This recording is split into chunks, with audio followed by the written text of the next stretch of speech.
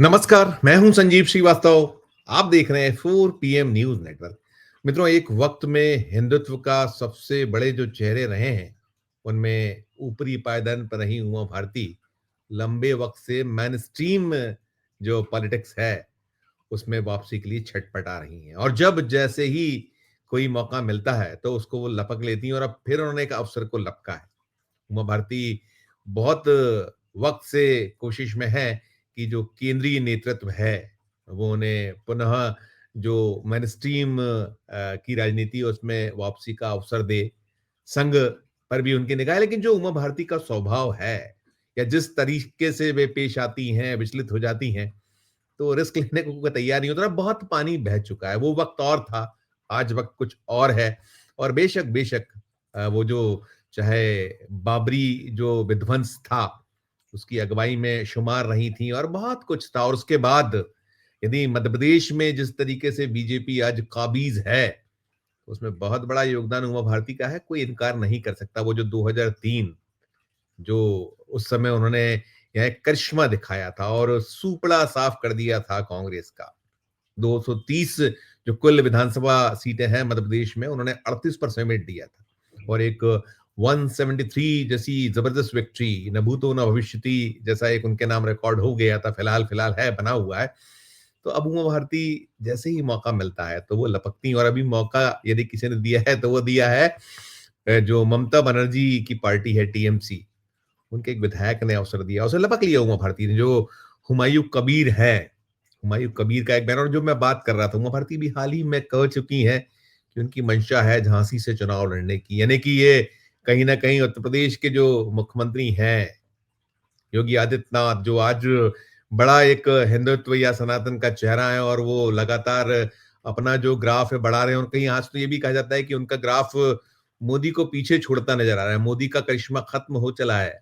और जैसा लोग आतुर होते हैं हर चुनाव में उनकी डिमांड होती, तो खैर वो सब तो अभी तो पश्चिम बंगाल, क्योंकि बिहार जीता है, बिहार जीत के बाद खुद प्रधानमंत्री नरेंद्र मोदी ने घोषणा की है अब बंगाल जीतना है। और बंगाल के साथ साथ जो 2026 में चुनाव है उसमें तमिलनाडु भी है, केरल भी है, और कुल मिला के 5 राज्य विधानसभाओं के चुनाव होना है। जो 3 है इन सबके साथ में तो कहीं केरल में मतलब उधर है, और तमिलनाडु भी कोशिश करते हैं। लेकिन कुल मिलाकर अभी यदि सबसे बड़ा टास्क यदि कोई है भारतीय जनता पार्टी के समक्ष, तो वो पश्चिम बंगाल बंगाल है।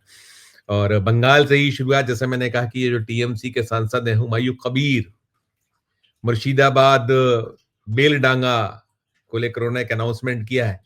क्या है घोषणा, पहले सुनिए उसे, फिर मैं करता हूँ आगे की बात। बाबरी मस्जिद 6 दिसंबर 2025 शनिवार वहाँ भित्ति स्थापन हो। 3 साल लगेगा वह खड़ा होने के लिए, तैयार होने के लिए। तो 6 दिसंबर 2025 वो भित्ति स्थापन होगा। यही तो 1 साल पहले मैं यहाँ खड़ा होके बोला, 12 दिसंबर 2024 यहाँ ही खड़ा होकर आपको सब लोगों को सामने में वादा किया, मैं ऐलान किया। तो फिर वही 6 दिसंबर आएगी तो उसका दिन ही भित्ति स्थापन होगी। बहुत सारे लोग रहेगा, कोई नाम लेने का जरूरत नहीं है। 2 लाख आदमी वहाँ इकट्ठा होगा और दास में 400 जाने माने आदमी सब उपस्थित रहेगा। सब लोगों को ही इनवाइट करोगे, जो जाएगी वो भी अच्छा, नहीं जाएगी तो भी अच्छा। तो मित्रों, आपने हुमायूं कबीर को सुना।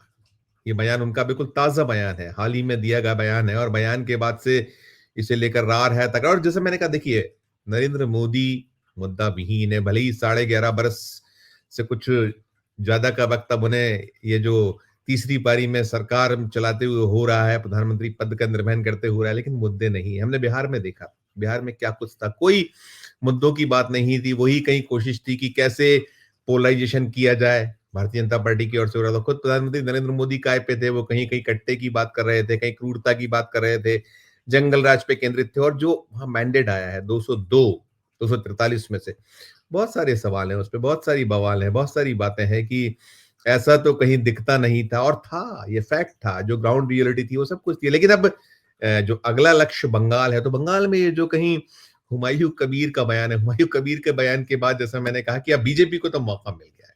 उसके पास तो ऐसे इश्यूज के लिए बहुत बहुत स्पेस है, और उस इशू को खेलने के लिए जो पूरी की पूरी बीजेपी रहती आतुर आतुर, बीजेपी के साथ साथ जितने नेतागण हैं जो इस उधेड़बुन में रहते हैं कि उनकी अपनी राजनीति चमकाने का मौका मिले। और मैं उमा भारती की जब बात करता हूं, तो उमा भारती तो लंबे वक्त से बहुत कुछ कर रही है मध्य प्रदेश में। वो बीते फिर कुछ दिनों से बेहद बेहद सुर्खियों में बनी हुई है, कहीं मीडिया में सुर्खियां बनने की कोशिशों में लगी हुई हैं। वो आए दिन प्रेस कॉन्फ्रेंस करती हैं और कुछ ना कुछ ऐसा कहती है अलग अलग उनका। और जैसा मैंने कहा, विचलित जो उनका मन होता है रहता है, वो अपनी जगह है, कभी कुछ कभी कुछ। लेकिन अभी ताजा तो यही सब है कि वो उन्होंने कहा था कि झांसी अगर केंद्रीय नेतृत्व मौका देगा तो हम निश्चित तौर पर लड़ेंगे। लेकिन अब ये मौका जो उन्हें मिला है, ये जो हुमायूं कबीर का बयान है, और इसको लेकर देखिए टीएमसी तो अलग हो गई। वहां उसने वो ना ममता बनर्जी ने कोई प्रतिक्रिया दी है, लेकिन हाँ टीएमसी की ओर से निकल आया है, कहीं उन्होंने साफ कर दिया कि उनका अपना व्यक्तिगत बयान है। दूरी बनाई एक तरीके से। कांग्रेस का भी यही रुख रवैया रहा है, जो इंडिया ब्लॉक है उसमें से कहीं कोई बहुत आवाजें नहीं उठी, लेकिन उमा भारती ने लपका इस विषय को। उमा भारती का अब से कुछ देर पहले, आज रविवार का दिन है, कुछ देर पहले उनका एक एक्स आया है। एक्स के साथ में वो जो उनका अपना एक जो मीडिया का एक जो बयानबाजी के लिए उनका अपना एक सोशल अकाउंट है, उस पे भी एक ये बयान जारी किया। और बयान के साथ साथ मैंने देखा एक्स है, क्या कुछ कह रही है, देखिएगा उस एक्स को, उमा भारती का एक्स। देखिए, आप देखिए स्क्रीन पे, मैं पढ़ के सुनाता हूँ आपको। देखिए एक्स आपने देख लिया, उसमें वो कह रही है कि खुदा, इबादत, इस्लाम के नाम पर मस्जिद बने, हम सम्मान करेंगे, लेकिन बाबर के नाम से बनी हुई इमारत का वही हाल होगा जो 6 दिसंबर को अयोध्या में हुआ था। ईंटें भी गायब हो गई थी, ये कह रही है। साथ में कह रही है, मेरी मित्र ममता बनर्जी को सलाह है कि बाबर के नाम पर मस्जिद बनाने की बात कहने वालों पर कार्रवाई करिए। बंगाल एवं देश की अस्मिता एवं सद्भाव के लिए आपकी भी जिम्मेदारी है। वो भर्ती का बयान उमरदी है, जैसा मैं कह रहा हूं कि वो बहुत चतुर सुजान नेता है। और एक दौर था फायर ब्रांड लीडर तो उनपे है ही, और मध्य प्रदेश में उनका बड़ा एक जो मैंने बताया वो बैकग्राउंड। फिर जो 6 दिसंबर 1992, कौन भूला है वो जो बाबरी विध्वंस को। और अब तो जो अयोध्या है, वहां वो उसका नाम बदलने के बाद वो फैजाबाद से अयोध्या, और अयोध्या में अब तो रामलला का मंदिर है। वहां जो उससे कुछ दूरी पर जो एक बाबरी मस्जिद के लिए जगह सुनिश्चित थी, वो अब तक उसका कुछ हो नहीं पाया, तमाम इधर उधर। लेकिन अब इस पर राजनीति फिर हम कह सकते हैं, वो जो बोतल का जन निकलता रहता है, वक्त वक्त पर निकलता है, आता है बाहर। लेकिन अभी तो टीएमसी के हुमायूं कबीर की ओर से जब ये बयान आया, तो अब अवसर मिल गया है, भारतीय जनता पार्टी को मौका मिला है।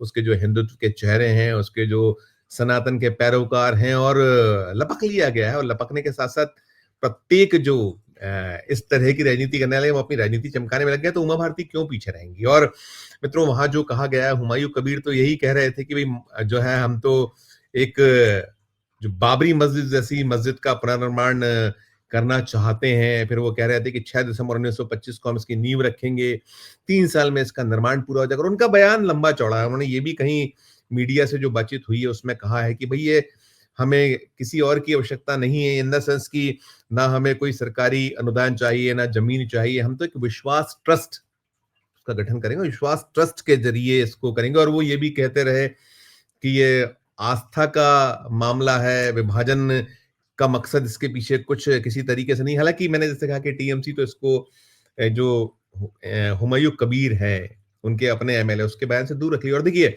रण सज चुका है, चल रहा है। और जो भरोसे है केंद्र की सरकार, और चाहे वो केंद्रीय गृह मंत्री अमित शाह साहब हो, वो सिर्फ और सिर्फ वहां एक ही राव अलापा जा रहा है भारतीय जनता की पार्टी की ओर से कि घुसपैठियों को बाहर करना है। यही जगह जगह बयानबाजी हो रही है केंद्रीय गृह मंत्री की ओर से। प्रधानमंत्री नरेंद्र मोदी भी इस तरीके की तान भरते रहे हैं। और ये भी एक लगातार बातें रही है कि ये जो घुसपैठिया जब जहां चुनाव होता है और जहां सूट करता है, वहां उस सूबे में घुसपैठिया पहुंच जाता है।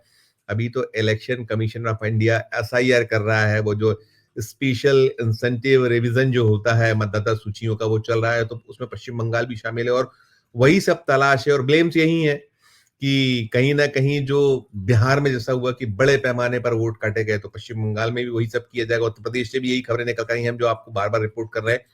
तो पश्चिम बंगाल में चला और इन सब के बीच जो कुछ है वो तो अपनी जगह है, उसको लेकर एक आमना सामना है। ममता बनर्जी मैदान में उतरी हुई है, चिट्ठी लिखी उन्हें इलेक्शन कमीशन ऑफ इंडिया को, और उसका एक अलग जो द्वंद है छिड़ा हुआ है। इधर जो भारतीय जनता पार्टी कहीं ये कह रही है कि ये जो घुसपैठिए हैं या जो फर्जी वोटर हैं इनके माध्यम से नहीं जीतनी जाएगा, तो वहाँ बहुत कुछ अभी पानी बहना बाकी है। जो वहाँ चुनाव है वही अप्रैल के आसपास, मार्च अप्रैल में चुनाव वहाँ संभावित है। उसका कार्यकाल जो है पश्चिम बंगाल विधानसभा का, उसके ठीक पहले सारा कुछ हो जाएगा। चुनाव की तारीखों घोषणा जो है इस दिसंबर के, ये पूरे का पूरी प्रक्रिया हो जाए एसआईआर की, उसके बाद जब प्रक्रिया पूरी हो जाएगी, एक फाइनल वोटर लिस्ट सामने आएगी, उसके बाद इलेक्शन कमीशन ऑफ इंडिया करेगा। लेकिन हाँ, कुल मिला के अपने अपने जिस तरीके से प्रयास है वो हो रहे हैं। टीएमसी ममता बनर्जी की अगुवाई में वहां बहुत सशक्त मानी जाती है। उनका जो विरोध है उसको माना जा रहा है कि बिहार जैसे हाल कम से कम पश्चिम बंगाल में नहीं होना चाहिए। वहां बहुत मुस्तैद है टीएमसी और अपने स्तर पर बहुत जमकर प्रयास हो रहे हैं, और फिर दूध का जला छाछ को फूंक फूंक कर पीता है, जो बिहार में हुआ है। बिहार में कहीं बेशक बेशक कोशिशें पूरी हुई थी, वोट चोरी की जो बात थी या वोटर अधिकार यात्रा निकाली गई थी, लेकिन जिस तरीके से वहां हार जीत हुई उसमें बहुत सारा अभी उसका जो है मीमांसाएं हो रही हैं, विश्लेषण चल रहे हैं, और खुद जो राजनीतिक दल हैं जिनको हार का सामना करना पड़ा, इंडिया ब्लॉक के जो धड़े हैं वो अपने स्तर पर कर रहे हैं। आंकड़े और तमाम तथ्य प्रमाण सामने आ रहे हैं। अब राहुल गांधी क्या करते हैं वो अपनी बात होगी, लेकिन कुल मिलाकर ये जो हुमायूं कबीर का बयान, तो हुमायूं कबीर के बयान के बाद अपनी अपनी राजनीतिक रोटियां जो सीखने का वक्त मिला है, उसमें उमा भारती कैसे पीछे रह सकती हैं। और उनको कहीं बहुत लंबे वक्त से, जैसे मैंने कहा कि वो मैन स्ट्रीम से दूर हैं, जो मैन स्ट्रीम की पॉलिटिक्स होती है उससे दूर है, खासकर चुनावी रणनीति से दूर हैं, अलग थलग पड़ी हैं। तो कैसे लौटे, ये छटपटाहट तो बार बार उनमें दिखती, तो उस छटपटाहट के बीच जो ये सब निकला है, वो जो कह रही हैं, और ऐसा नहीं है कि उमा भारती को आप टोटल एक तरफ रख दीजिए, उनमें मौस जो है वो आज भी बरकरार है। वो भीड़ खींचने वाली, उनको सुनने के लिए आतुर रहने वाले लोग हिंदुस्तान भर में है। अब ये अलग बात है कि ये मोदी और शाह का युग है, और मोदी और शाह के युग में बहुत अच्छे अच्छे धाकड़ नेता वो अलग थलग पड़े हुए हैं। अगर ये चाहें तो कई ऐसे हैं कि जो फर्श से अर्श पर पहुंचने वाले नेता आप हैं, जिनकी कोई पूछ नहीं थी, परख नहीं थी, कोई बखत नहीं है, किसी को बोलना नहीं आता, किसी के पास में वो करिश्मा नहीं है जो ऐसे। लेकिन जो करिश्माई लीडर हैं, जो मॉस लीडर हैं, उनकी हालत सबको सामने। तो ऐसे में अब क्या कुछ होगा, ये सब कुछ निर्भर करेगा। और जैसा मैंने कहा कि चूंकि उमा भारती एक अलग चित्त की नेता है, वो कब क्या कर जाए, आपको ध्यान होगा वो भी दृश्य की कैसे वो भिड़ गई थी। आडवाणी वाला जो दौर था, वेंकैया नायडू से किस तरीके से उन्होंने सारा कुछ कहा था कि आप मेरे खिलाफ पार्ट एक्शन लीजिए, कार्रवाई करिए। वो प्रमोद महाजन और तमाम अरुण जेटली का, तो खैर वो सब बीती युग की बातें कह सकते हैं। दौर अलग था, एक वक्त अलग था। अब तो मोदी और शाह का जो युग है, और इस युग में जो राष्ट्रीय स्वयंसेवक संघ है वो भी कहीं ना कहीं उस वाले स्थिति में राष्ट्रीय स्वयंसेवक नहीं है जो कभी पहले होता था। आज मोहन भागवत बातें अलग अलग तरह की करते हैं, लेकिन फिर भी ये जो सब कुछ चल रहा है इसमें हर जो पुराना इस तरीके का चावल है कह सकते हैं, इसमें खुशबू महक बची हुई है, इसको माना जाता है कि नहीं है। तो ऐसे में क्या ये उमा भारती के प्रयास, उनके जो अपनी कोशिशें रंग ला पाएंगी नहीं ला पाएंगी, सामने होगा। लेकिन मौका मिला ममता बनर्जी के जो दल के विधायक से, लपका तो गया, और सब लपकते हैं।